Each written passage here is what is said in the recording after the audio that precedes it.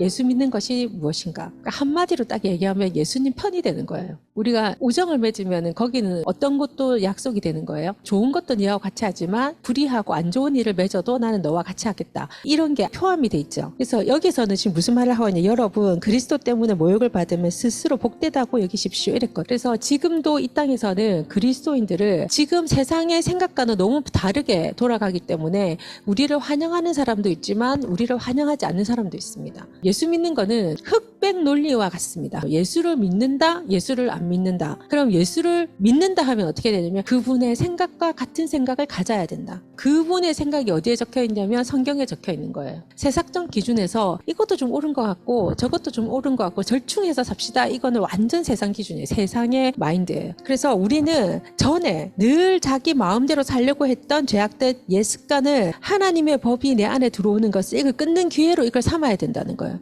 그런데 우리는 여전히 그렇게 살고 싶어 한다는 거죠. 내 안에 세팅되어 있는 그 장치들을 성경에서 3대로 봐요. 3대. 내가 1대죠. 어머니, 아버님 2대죠. 그 위에 할머니, 할아버지 3대잖아요. 3대에 있는 좋은 점과 나쁜 점이 나에게 이렇게 믹스돼가지고 어떤 건 좀 진하게 어떤 건 좀 약하게 우리가 받게 된다는 거예요. 이제 그게 유산입니다. 유산. 좋은 성품도 좋은 성품대로 유산으로 받지만 악한 성품도 악한 성품대로 유산으로 받는다는 거예요. 그러면 예수 믿는 우리는 어떻게 해야 되느냐? 이 선악을 만드신 분의 생각과 이 세상을 만드신 그분의 생각이 나의 생각을 지배하면 할수록 그분의 생각과 똑같아질수록 우리는 위에서부터 내려왔던 그 죄를 이길 수 있다는 말이지. 그러니까 여러분이 이 공동체 안에 보리자루처럼 내를 갖다 놓는다면 나는 아무 변화가 없을 거예요. 그 삶을 계속 살아가겠죠. 그런데 내 마음에 예수의 말씀을 꼭꼭 씹어서 먹어서 내 온 피와 살에 그게 흐르게 한다면 그 DNA 구조가 바뀌는 거죠. 그러면 나에게 파생적으로 일어나던 일들이 완전히 다른 사람으로 바뀝니다.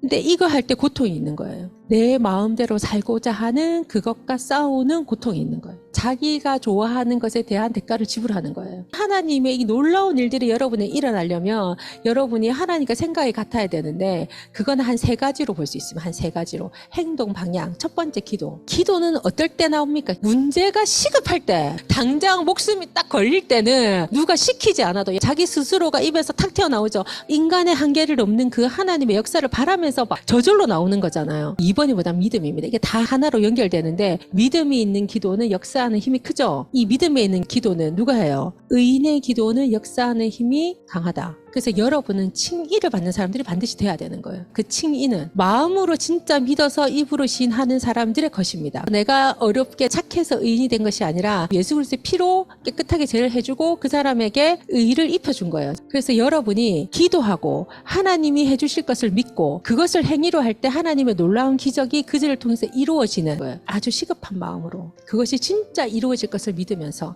이거 하나님 안 해주시면 안 됩니다 하는 절박함 있죠. 그때는 믿음이 막 발동하는 거야. 여러분들의 기도가 그런 마음의 기도가 됐으면 좋겠어요. 그런 절박함과 하나님의 뜻을 이루어 드리고 싶다는 그것이 이루어졌을 때의 어떤 기쁨, 그 누구를 향한 기쁨이죠? 다른 사람이 기쁘면서 내가 기뻐지는 그 행복함입니다. 그래서 여기에 굶주린 사람들을 보거든 식사 제공하고 집 없는 사람을 기꺼이 잡자를 제공해라 하는 얘기가 있는 거예요. 너가 해줄 수 있는 선행을 행하면서 근데 그게 사람의 선행을 하면 사람은요 어깨가 좀 올라가면서 자기 의로 탁 취합니다. 그거 말고 하나님을 믿어서 거기에서 나오는 기쁨으로 다른 사람을 도와라. 그렇게 하면 모든 일에서 하나님의 찬란한 임재가 예수를 통해 환히 드러날 것입니다. 누구가 그 일을 했네가 아니라 예수의 제자들이 그 일을 했네가 나오는 거죠. 여러분이 교회를 다닌다는 아는 순간 나를 갑자기 교회로 보잖아. 교회로 퉁쳐서 얘기하고 한 명만 잘못해도 교회 사람들은 다 좀 이상하더라. 이게 뭐냐면 우리가 예수랑 한 편이라서 그래. 교회가 잘하든 못하든 우리가 교회랑 한 편이라서 그래. 영광도 같이 받지만 불의함도 같이 받는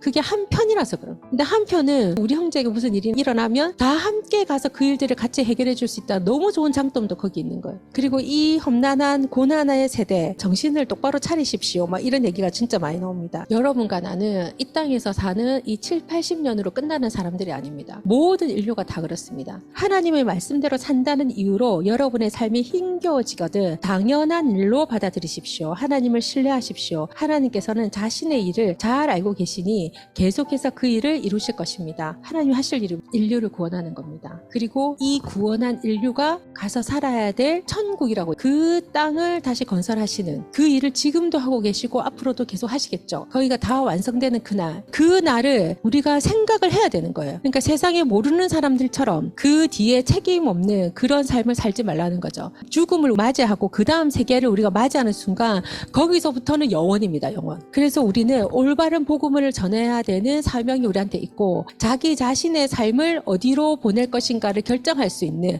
거기에 대한 책임감을 가지고 있어야 됩니다.